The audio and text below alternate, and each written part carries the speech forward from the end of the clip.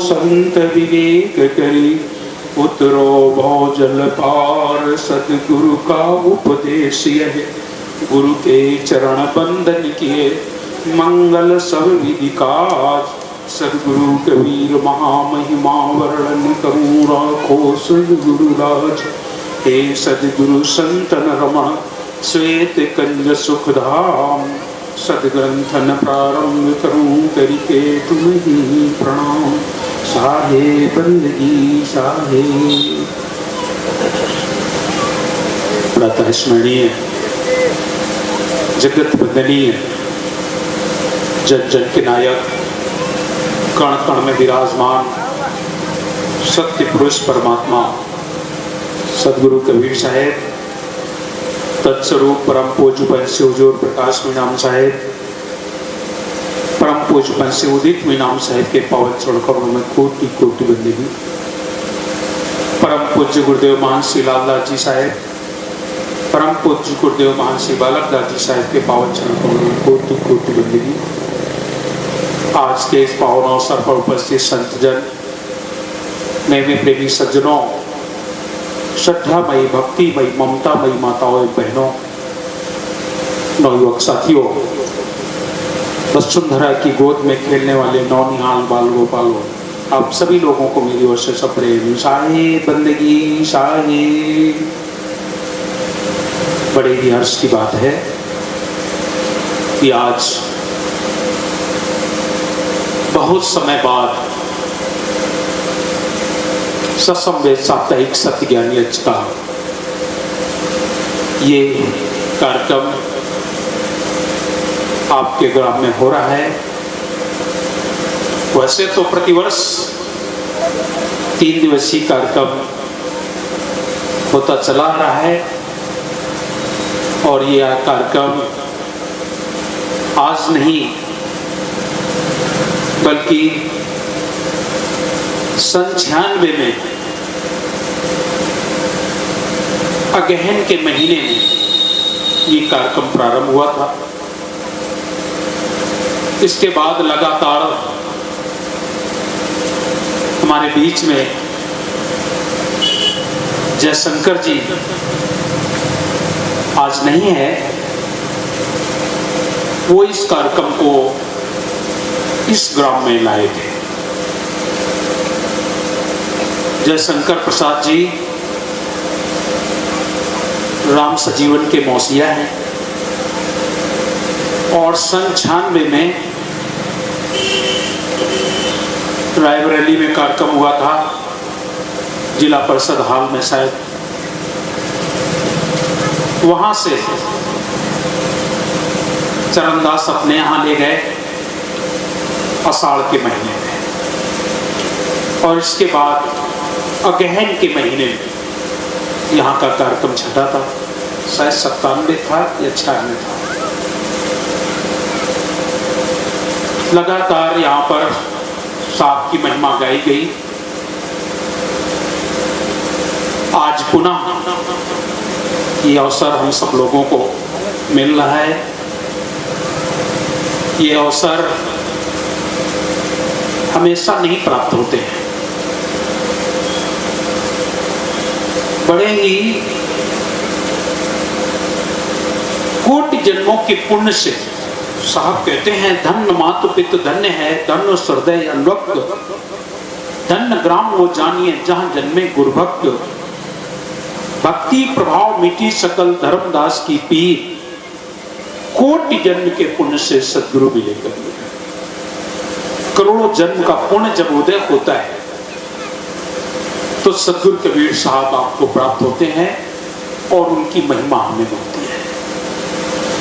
और भी संतों ने इस बारे में कहा है, सुत दारा और लक्ष्मी एक पापियों के घर, सुत दारा और लक्ष्मी एक पापियों के घर होए, संत समागम हरि कथा मिलना दुर्लभ हो।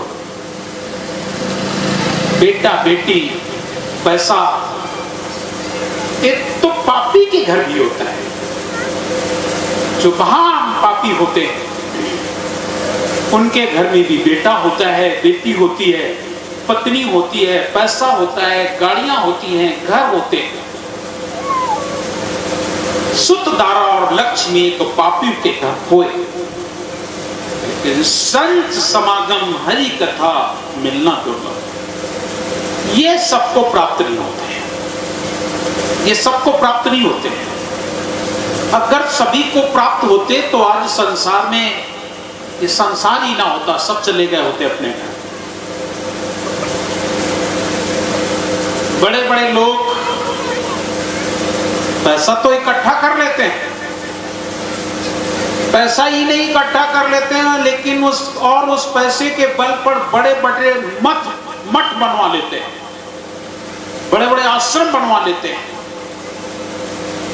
लेकिन बड़े बड़े मठ और मंदिर बनवा लेने के बाद उनके पास इतना समय नहीं होता है कि वो अपने मठ में जाकर के 2 अगरबत्ती जला दें, 2 फूल चढ़ा दें, या वहां बैठ करके कोई चिंतन मनन कर सकें।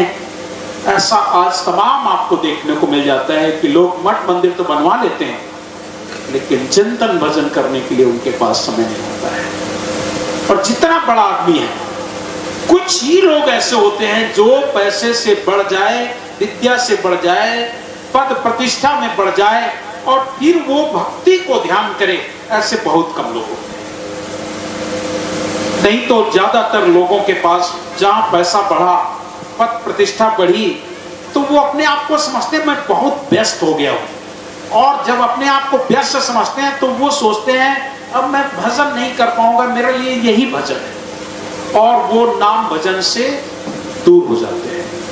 और जब नाम भजन से अगर कोई व्यक्ति दूर हो जाता है तो मालूम है क्या रह जाता है, फिर शेष आपके पास बचेगा क्या?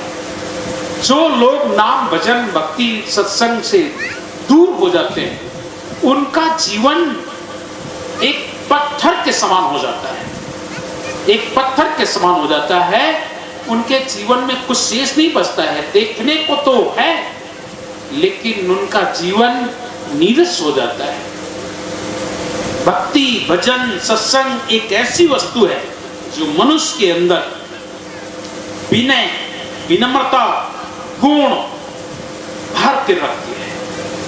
पैसा जब हो जाता है तो लोग अकड़ के कर जाते हैं, पद हो गया तो और अकड़ जाते हैं, और कहीं उनको चारों तरफ थोड़ा नाम हो गया तो फिर वो इंसान को इंसान ही नहीं समझते हैं। ऐसा समय हो जाता है। इसलिए साहब कहते हैं सुत दारा और लक्ष्मी एक पापी के घर, पापी नहीं पापी के घर, महान पापी,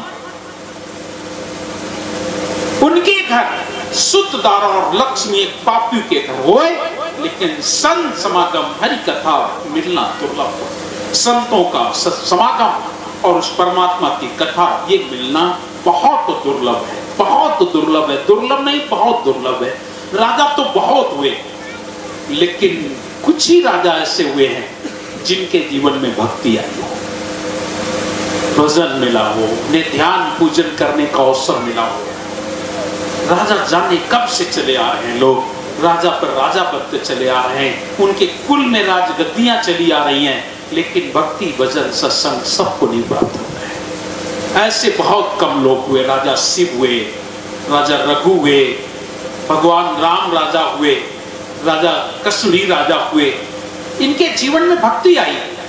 महात्मा बुद्ध हुए, जो महात्मा बुद्ध इतने सरल सहज, और उन्होंने इस संसार को उस परमात्मा के चिंतन में असार समझ लिया, और असार समझ करके उन्होंने इस संसार को नहीं, अपनी राज्य को छोड़ दिया। राज्य ही नहीं छोड़ दिया, अपना इकलौता बेटा छोड़ दिया, अपनी पत्नी छोड़कर रात्रि को सोते समय 12 बजे निकल गए घर से, और कठोर तप किया, कठोर तप किया, चिंतन किया। और कठोर तप करने के बाद उन्हें क्या प्राप्त हुआ? उन्हें वो तेज, वो ओज, वो शक्ति उनको प्राप्त हुई, जिससे उनके आगे बड़े बड़े लोग झुक जाया करते थे, बड़े बड़े लोग झुक जाया करते थे। जो राजा बन करके नहीं प्राप्त कर सकते थे, वो एक संत बनकर के उन्होंने प्राप्त किया और ऐसी वस्तु प्राप्त की जो सभी संतों को जल्दी प्राप्त भी नहीं होती है। और वो कौन सी शक्ति मैं आपको बता देना चाहूंगा, ध्यान दें। ऐसी शक्ति उन्हें प्राप्त हुई कि अंगुलमार बदमाश जैसा बदमाश जो लोगों को मार करके कत्ल करके अपनी उंगली को, उसकी उंगली को काट कर अपने माले में पिरो लिया करता था, ऐसा था अंगुलमार बदमाश। और उसने कुछ शर्तें रखी थी कि मैं इतने लोगों को मार करके माला पहनूंगा। जरा सोचो, ऐसा पापी, ऐसा धर्मी, ऐसा नीच व्यक्ति, और जब राजा या महात्मा बुद्ध के समक्ष वो पहुंचा, कैसे पहुंचा? जंगल में होता रहता था, लेकिन महात्मा बुद्ध जा रहे थे, वो तो बहुत भिक्षु थे। भिक्षु का मतलब भिक्षा याचन करते थे और भिक्षा में जो मिल जाता था उससे ग्रहण कर लेते थे, ग्रहण करते। अपने भिक्षा को करते हुए या भिक्षा लेकर के कैसे भी वो जा रहे थे, लोगों ने मना किया, महात्मा उधर मत जाना, उधर अंगुलमार बदमाश। लेकिन महात्मा जी के जीवन में इतनी सरलतम, इतना तप, इतना प्रेम समाज के प्रति उमड़ चुका था कि उनको दोस्त और दुश्मन नजर ही नहीं आते थे। उनके जीवन में वो शक्ति प्राप्त हो चुकी थी, उन्होंने लोगों की बातों को वो कभी गौर ही नहीं करते, कभी गौर नहीं करते। कभी कभी तो ऐसा मैंने सुना है कि लोगों ने उनके ऊपर ईंटे पत्थर बरसाए, लेकिन उन्होंने कुछ रोक नहीं किया, माफ कर दिया। बोले ये तो अनजान लोग हैं, ये तो अज्ञानी लोग हैं, उनके ऊपर पत्थर बरसाए, फिर भी उन्होंने उनका जवाब नहीं दिया। ऐसे नहीं महात्मा कोई हो जाता है, ऐसे नहीं कोई संत हो जाता है कि हाँ हम संत हो गए, कपड़े पहन लिए, हो गए संत। महात्मा बुद्ध ने अपना सर्वस्व छोड़ करके और संत हुए, जब गलियों में निकले तो लोगों ने उनके ऊपर ईंटे और पत्थर भी बरसाए, लेकिन उन्होंने कभी जवाब नहीं दिया, कोप नहीं किया और ये कह करके छोड़ दिया, अरे ये तो अज्ञानी लोग हैं, अनजान हैं, अबोध हैं, ऐसा कह करके उन्हें छोड़ दिया। ऐसे जब परम संत, उनके अंदर जब शक्ति जगी, उनके अंदर योग हुआ, तप बल हुआ, उस ईश्वर की कृपा हुई, उस परमात्मा की कृपा हुई, उनके अंदर जब तप बल जागा, उस समय वो जब निकले तो कैसी तपस्या हुई उनके आगे कि जिसमें अंगुलमार बदमाश देख रहा है, कोई आ रहा है, उसने सोचा तो मेरा तो आज काम बन गया, मैं तो जिसकी तलाश में रहता कोई मिल जाए मैं उसे कत्ल कर दूं, और आज तो ये चला आ रहा है मेरा शिकार खुद, और वो खड़ा हो गया तंग के। महात्मा बुद्ध उधर ही चले जा रहे हैं, तब उसने देखा कि लोग तो मुझे देखकर भागते हैं और ये कैसा है जो मेरी ओर ही चला आ रहा है। ऐसा देख करके उसका आत्मबल थोड़ा कमजोर हुआ। महात्मा बुद्ध अपने धुन में चले जा रहे, उनसे अंगुलमार से कोई लेना देना नहीं था, अपने ध्यान में, अपनी भक्ति में, अपने तप बल में चले जा रहे। और जैसे पास पहुंचे उसकी अंतरात्मा इतनी घबराई, उसने अपने अस्त्र शस्त्र सब फेंक दिए और महात्मा जी के चरणों में गिर गया और हाथ जोड़ करके कहा, मैंने बहुत अपराध किए हैं, मैंने बहुत जघन्य अपराध किए हैं, मैं महान नीच हूँ, मैं पापी हूँ। महात्मा बुद्ध मुस्कुरा रहे हैं, मैंने तो कुछ कहा ही नहीं है, मैंने तो कुछ कहा ही नहीं है। और ये अपनी गलती स्वयं एहसास करता चला जा रहा और अंत में वो उनके चरणों का सेवक बन गया, दास बन गया। मैं आपसे निवेदन करना चाहता हूँ, यही तो ईश्वर की शक्ति है, इसी को तो भक्ति कहते हैं, इसी के अंदर तो तपबल कहते हैं। मैं आपसे निवेदन करता हूँ, ये तपबल है जिनके आगे ऐसा महान दुष्ट अपराधी झुक गया हो। ऐसा जरा सोचो, ये महात्मा बुद्ध तो सभी राजा संत नहीं हो जाते हैं, हो जाते हैं क्या? ये कोई बिरले कुछ लोग होते हैं जो राजा हो जाते हैं और राजा होने के बाद भक्ति को धारण करते हैं। और नहीं तो राजा तो रावण भी हुआ है ना, राजा तो कंस भी हुआ है, राजा तो दुर्योधन भी हुआ है। अरे इतने ही नहीं, ना जाने कितने ऐसे राजा हुए होंगे जिन्होंने ये सब अन्याय और अधर्म किए हैं। तो प्रभुता पा करके, धन पा करके लोग बिगड़ जाते हैं, बनना तो बहुत कम होते हैं। इसलिए साहब कबीर कहते हैं, शुद्ध दारा और लक्ष्मी एक पापी के घर होए और संत समागम हरि कथा मिलना दुर्लभ होए।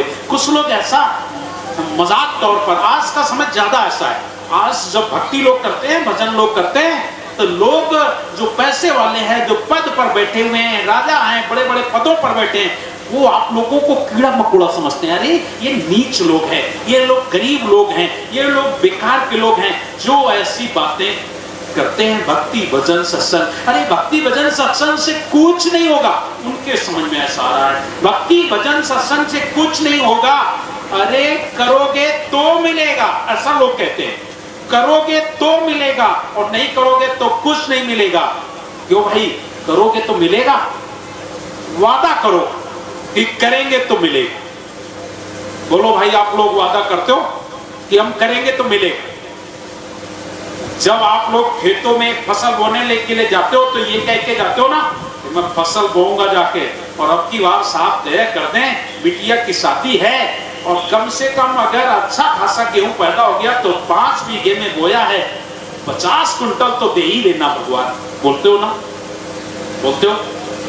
आपने तो मेहनत की है, खेत में बीज बोया है, निराई की है, गुड़ाई की है, खाद डाला है, पानी डाला है, सब कुछ किया है, लेकिन जब फसल तैयार हुई, और फसल ही तैयार नहीं, फसल जब तैयार हो करके तैयार होने से पहले आंधी आ जाती है, ओले गिर जाते हैं, हो जाता है कि नहीं? आपने तो मेहनत किया, फिर क्यों नहीं मिला? तब आप ऐसा क्यों कह देते हैं ये तो प्राकृतिक आपदा है? ऐसा ही नहीं होता है। फसल तैयार भी हो गई, 50 कुंटल आपने सोचे थे, 55 कुंटल पैदा हो गया, लेकिन वो आप अपने घर नहीं ला पाए। घर लाते लाते आग लग गई, घर में रखे आके तो आग लग गई, जल गया। नहीं आग लग गई, बेचने गए, मंडी में बिक गया, पैसा लेके आए, बदमाश ने कट्टा लगा दिया, ले लिया। क्यों भाई? आप तो अच्छा कर रहे हो ना, फिर ऐसा आपके साथ क्यों हो रहा है? मुझे केवल ये बात इसलिए मैं कह रहा हूं कि कुछ ऐसे लोग हैं जो कहते हैं ईश्वर है नहीं, परमात्मा नहीं है, और कहते हैं तुम करो तुम्हें प्राप्त होगा। और मैं उनसे कहता हूं, अरे अपने बच्चों को डॉक्टर बना लो तो मैं जानूं, इंजीनियर बना लो तो मैं जानूं, जज बना लो, कलेक्टर बना लो, क्यों नहीं बना पाते हो? तुम तो कहते हो करोगे तो मिलेगा, फिर क्यों नहीं बना लेते हो? अरे डॉक्टर इंजीनियर बना लो ना, अपने बेटे को नेता बना दो ना, प्राइम मिनिस्टर बना लो, मंत्री बना लो, बना सकते हो। कितने लोग हैं जो अपने बेटे को पढ़ा लिखा के डॉक्टर बना, तुम तो अपने बेटे को चाहते हो पढ़ाएंगे, इतना कमा के रख लिया है कि बेटा अगर 100 रुपया मांगता है तो तुम्हें उसे 150-200 रुपए देने की सामर्थ्य है, और आप उसे देते हो। अच्छी सी किताबें लाते हो, अच्छे से स्कूल में एडमिट कराते हो, अच्छे से स्कूल के अलावा आप ट्यूशन भी अच्छा दिलाते हो, और सब कुछ कराने के बाद आपका बेटा, अरे फर्स्ट क्लास तो छोड़ दो, 90 और 95% अंक लाने वाले को तो छोड़ दो, अरे पास भी नहीं होता है, 3rd डिवीजन हो जाता है। क्यों भाई? आप लोग तो कर रहे हो, तो फिर क्यों नहीं हो रहा है? हो जाएगा क्या? अरे कर्म तो करना है, लेकिन फल की आशा छोड़ करके कर्म करते रहिए, और जाई विधि राख्य साहेब ताई विधि रहिए। सत्य नाम सत्य नाम सत्य नाम कहिए। और नहीं तो मैं एक और उदाहरण आपको देता हूं। पुलिस वालों के बच्चे अधिकतर, मैंने आपने देखा होगा कि कभी भी उनके बच्चे पुलिस में तो छोड़ दो, किसी सरकारी नौकरी में भी जल्दी नहीं लग पाते हैं। वो लफंगे हो जाते हैं, आवारा हो जाते हैं। क्यों? डॉक्टर लोग अपने बच्चों को डॉक्टर नहीं बना पाते हैं, कलेक्टर अपने बच्चों को कलेक्टर नहीं बना पाता है। बना पाता है क्या? नहीं बना पाता है। प्रिय सज्जनों, इसलिए मैं आपसे पुनः निवेदन करता हूं, भक्ति भजन सत्संग कुछ है, करो। ईश्वर है ऐसा मत समझ लेना कि ईश्वर नहीं है। जो लोग ऐसी बातें करते हैं वो भूल है, वो भ्रम में पड़े हैं, उनके ऊपर काल बैठ चुका है, और काल कहता है तुम भजन मत करो, क्योंकि काल का एक ही काम है, ये जीव अगर संसार में फंसा रहेगा तो मेरा काम बनता रहेगा। उसको तो 1 लाख जीव नित्य भक्षण के लिए चाहिए ना भाई। जब उसका आहार है ये, तो अच्छा बताओ फिर वो कैसे चाहेगा कि तुम भक्ति करो, तुम भजन करो, तुम सत्संग करो? करेगा? नहीं करेगा। वो तो तुम्हें अच्छे से पालन भी तुम्हारा करेगा, काल का काम है, तुम्हें पालन भी अच्छा करेगा, लेकिन वो तुम्हें आगे नहीं बढ़ने देगा। एक छोटा सा उदाहरण देता हूं, आप लोग ध्यान दीजिए, और ऐसा आप लोग करते भी होंगे। आप लोग बकरा पालते हैं कि नहीं? बकरी बकरा पालते हैं? नहीं पालते होंगे तो बहुत से लोग पालते हैं ना। बकरी बकरा पालते हैं आप लोग। आपके घर में चना है तो, और नहीं है तो बाजार से खरीद के लाते हो, और रोज नित्य नियम से आप उस बकरे को चना खिलाते हो। बच्चों को नहीं मिलते हैं चना, याद रख लेना, लेकिन उस बकरे को चना मिलते हैं, चना खिलाए जाते हैं। अभी मैं गया था नौनीपुर, डेली देखता था उस बकरी को लेकर के गेहूं डाल दे, कहीं चना डाल दे। मुझे याद आ गया, अरे बिल्कुल सही किसी ने फरमाया था। इतना प्यार करते हैं, इतना प्यार करते हैं उस बकरे को, गले से लगाते हैं, सीने से लगाते हैं, अच्छी जगह पर बैठते हैं। कई जगह तो ऐसा देखा है कि बकरे आपको चारपाई पे बैठे मिलते हैं, जमीन में बैठते नहीं है, अच्छा से अच्छा खिलाते हैं। काजू किशमिश तक बकरों को खिलाई जाती है। जरा सोचो, काजू किशमिश। लेकिन जरा सोचो, जिन हाथों से आपने उन्हें प्यार किया है, जिन हाथों से उन्हें आपने चना खिलाया है, गेहूं खिलाया है, बड़ा प्यार से हाथ फिराते हो, और साल भर मुश्किल से उन्हें खिलाते पिलाते हो। साल डेढ़ साल का जैसे बकरा हुआ, वैसे फिर क्या करते हो? बोले बकरीद का जब समय आएगा तो अच्छी कीमत मिलेगी। और जब बकरीद का समय हुआ तो बाजार ले जाते हो, और उसकी कीमत लगती है 25,000, 30,000, 40,000, 50,000। ऐसे ऐसे बकरे, 1-1 लाख रुपए का बकरा कौन बिकता है? 1 लाख का। जिस बकरे को लोगों ने काजू और किशमिश खिलाई है, पिस्ता खिलाए हैं, बादाम खिलाई है, वही बकरा 1 लाख का बिकता है। वही बकरा जिसे प्यार से आपने हाथ में रख करके बकरे को खिलाया पिलाया, और उस बकरे को जमीन में नहीं, अच्छे से पलंग पर सुलाया है, और उस बकरे की कीमत 1 लाख रुपए लगती है, और आप उसे बेचते हो, पैसा लेते हो, और लेने के बाद तुम्हारे सामने वही बकरे के ऊपर वो लोग छुरी चलाते हैं, कत्ल कर देते हैं कि नहीं? आपको जरा भी दर्द नहीं होता है? होता है क्या? क्यों नहीं होता है? क्योंकि तुमने उसे इतना प्यार दुलार केवल इसलिए दिया था कि ये मुझे पैसा देगा, इसलिए आपने दुलार दिया, प्यार दिया, खिलाया पिलाया, और अंत में उसके ऊपर जिस वक्त छुरी चलाई गई, आप उसे देख रहे हो सामने, मेरे सामने, अपने सामने उस बकरे को कत्ल होते देखते हो कि नहीं? बस ठीक इसी तरीके से तुम सब बकरे हो। काल निरंजन तुम्हें अच्छा खिलाता है, अच्छा पिलाता है, और खा ले बेटा, और खा ले, ये ले ले, वो ले ले, गाड़ी ले ले, घोड़ा ले ले, घर ले ले, मकान ले ले, दुकान ले ले, नौकरी ले ले, बढ़िया से बढ़िया खा ले पी ले। लेकिन याद रख लेना, अंत में तुझे भक्ति नहीं करने देगा, भजन नहीं करने देगा। काल कहता जो खाना खा ले पी ले, और अंत में वो काल तुम्हारे गर्दन पर चलाएगा छुरी, और चलाकर खुश होगा, देख लो इसको मैंने खिलाया पिलाया, और मैंने अपने इसको आहार बना दिया। और जो लोग बकरा पाले, जरा सोचो, उनके सामने बकरा कत्ल हुआ, और उसी बकरे का मांस खरीद कर स्वयं खा लेते हैं। खाते हैं कि नहीं? खाते हैं। जरा सोचो, बिल्कुल ठीक इसी तरीके से काल का काम है। तुम जब कभी कभी अन्याय करने वाले लोग, शुभारंभ हुआ, कल से आप लोग बैठेंगे तो षष्ठी की रचना से हम लोग सुनाते हैं। आप लोग चाहेंगे तो षष्ठी की रचना भी सुनाएंगे शर्ट से, और फिर आपको आगे की कथा के माध्यम से सत्संग ज्ञान की चर्चा चलेगी। आप लोग उनकी अमृत कथा, सात कबीर के शब्दों को सुन करके अपना जीवन सफल बनाएं। तो इन्हीं शब्दों के साथ आज विराम लेंगे। आइए विसर्जन की आरती करते हैं, और सभी लोग प्रसाद लेंगे। आज प्रथम दिवस है, परवाना लीजिएगा सभी लोग, और जो लोग परवाना का अधिकारी नहीं है वो लोग प्रसाद लेंगे। सभी को प्रसाद मिलेगा, और जो लोग परवाना के अधिकारी हैं, अगर हम भूल भी जाए तो आप मांग लीजिए कि साहब मुझे परवाना चाहिए। क्योंकि अब मेरा स्वास्थ्य थोड़ा अच्छा नहीं है, इसलिए मैं भूल भी जाता हूँ कि कौन ने नाम लिया कौन नहीं लिया। तो हो सकता है मैं किसी को भूल भी जाऊँ, तो आप अपने बिल्कुल जरूर मांग लीजिए। तो आइए सभी लोग मिल करके आरती करा लेते हैं। साहिब बंदगी साहिब।